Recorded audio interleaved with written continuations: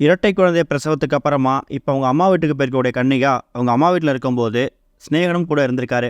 அந்த நேரத்தில் கன்னிகாவோட அம்மா செஞ்ச அதுவும் நள்ளிரவு செய்த விஷயத்தை பார்த்து ரொம்ப அதிர்ச்சிக்குள்ளாயிருக்காரு. அதில் விவரத்தை தான் வெளில பார்க்க போகிறோம். பாடலாசிரியர் ஸ்நேகன் அப்புறம் கன்னிகா இந்த தம்பதிக்கு இரட்டை பெண் குழந்தைகள் பிறந்திருக்குது. குழந்தை பிறந்ததுக்கு அப்புறமா அது சம்பந்தம் எக்கச்சக்கமான ஃபோட்டோஸ் அண்ட் வீடியோஸை அவங்களோட சோஷியல் மீடியா பக்கத்தில் அவங்க ஷேர் பண்ணிட்டு இருக்காங்க. இந்த நிலையில் குழந்தை பிறந்ததுக்கு அப்புறமா ஸ்நேகன் தன்னோட மனைவியை கன்னிகாவோட அம்மா வீட்டுக்கு தான் கூப்பிட்டு போயிருக்காங்களாம். காரணம் என்னன்னு கேட்டிங்கன்னா, ஸ்நேகனுக்கு அவங்க அம்மா கிடையாது. ஸ்நேகன் அப்பாவுக்கும் 100 வயசு ஆகிடுச்சு.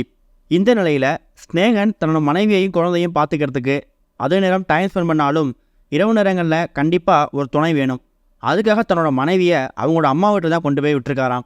ஓய்வு கிடைக்கக்கூடிய நேரங்களில் மட்டும் போய் பார்த்துக்கிட்டு மற்ற நேரங்களில் படத்துக்கு பாடல்கள் எழுதுறதுன்னு சொல்லி அந்த ஊரில் பிஸியாக இருந்து வந்துட்டுருக்காரு. அப்படி இப்போ ரீசெண்டாக தன்னோட மனைவி வீட்டுக்கு போய் தங்கியிருக்கும் போது அவங்களோட மாமியார் செய்யக்கூடிய பல விஷயங்களை பார்த்து ரொம்ப பிரமிச்சு போயிட்டாராம். அதாவது ஸ்நேகனோட மாமியார் கன்னிகாவோட அம்மா இருக்காங்கல்ல, அவங்க இரவு நேரங்களில் தூங்காமல் தன்னோட மகளை அந்த அளவுக்கு பத்திரமா பார்த்துக்கிறாங்களாம்.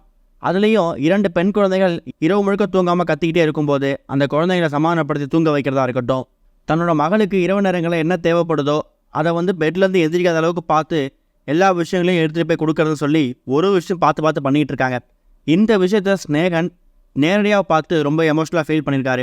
அதுலேயும் குறிப்பாக தன்னோட மாமியார்கிட்ட போயிட்டு, இந்த அளவுக்கு நீங்கள் ஸ்ட்ரெயின் பண்ணிக்க வேணாம் அத்தை, வேணா கஷ்டமாக தான் சொல்லுங்கள், பார்த்துக்கிறதுக்கு ஒரு ஆள் வச்சுக்கலாம், அதுக்கு நம்ம என்ன செய்யணுமோ செஞ்சிடலாம் அப்படின்னு சொன்னதுக்கு, இல்லை வேணாம், இது என்னோடய பொண்ணு, என் பொண்ணு மூலமா எனக்கு அடுத்த 2 பெண் குழந்தைங்க கிடச்சிருக்காங்க, இது சாதாரண விஷயம் கிடையாது, என் பொண்ணை பார்த்துக்கிறத விட எனக்கு என்ன பெரிய வேலை வந்துட போகுது, இதெல்லாம் ஒரு விஷயமா அப்படிங்கிற மாதிரியும், குழந்தை பிறந்த வீட்டில் இது மாதிரி தூக்கம் இல்லாமல் இரவு நேரம் எழுந்திரிச்சு குழந்தைய பார்த்துக்கிறது அப்படிங்கிறது எல்லார் வீட்டுக்கும் நடக்கிற ஒன்று தான், அதை நான் செஞ்சுக்கிட்டு இருக்கேங்கிற மாதிரி தன்னோட மாமியார் ஸ்நேகன் கிட்ட ரொம்ப எமோஷனலாக பேசியிருக்காங்க.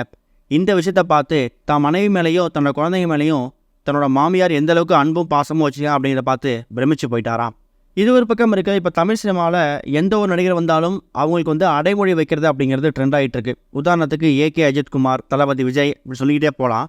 அந்த வகையில் big boss season 8 one of the கண்டஸ்டண்டாக கலந்துக்கிட்டவர் தான் ராணவ். ஆரம்பத்தில் கொஞ்சம் நெகட்டிவ் ஷேர் இருந்தாலும் அதுக்கப்புறம் இவரோட கேம் பிளே மக்களுக்கு பிடிச்சி போயிட்டு நிறைய வாரங்கள் ராணவுக்கு மக்கள் சப்போர்ட் பண்ணாங்க. அப்படிப்பட்ட ராணவுக்கு இப்போ ரீசெண்டாக big boss season 8 one of the கண்டஸ்டண்டாக இருக்கக்கூடிய ரவீந்தர் ஒரு அடைமொழி, ஒரு நிக்நேம் ஒன்று வச்சுருக்காரு. ராணவ் கூட எடுத்துக்கிட்ட ஃபோட்டோ ஒன்று ஷேர் பண்ணி ரவீந்தர் அதில் என்ன கேப்ஷன் கொடுத்துருக்காருன்னா, புரட்சி புயல் அப்படிங்கிற மாதிரி ஒரு அடைமொழியை கொடுத்துருக்கிறாராம். இசை புயல், நடன புயல், இந்த வரிசையில் புரட்சி புயல்னு அடைமொழி வாங்கக்கூடிய ராணவ் தமிழ் சினிமாவில் ஜொலிப்பாரா அப்படிங்கிற மாதிரி ரசிகர்கள் இப்போ அந்த போஸ்ட்டு கீழே கமெண்ட் பண்ண ஆரம்பிச்சிருக்காங்க. இது வரைக்கும் கனெக்டிங் டிவிக்கு சப்ஸ்கிரைப் பண்ணனா மறக்காமல் சப்ஸ்கிரைப் பண்ணிக்கங்க. உடனடி அப்டேட்ஸ் பெறுவதற்கு நோட்டிஃபிகேஷன் பெல்லையும் கிளிக் பண்ணிக்கங்க.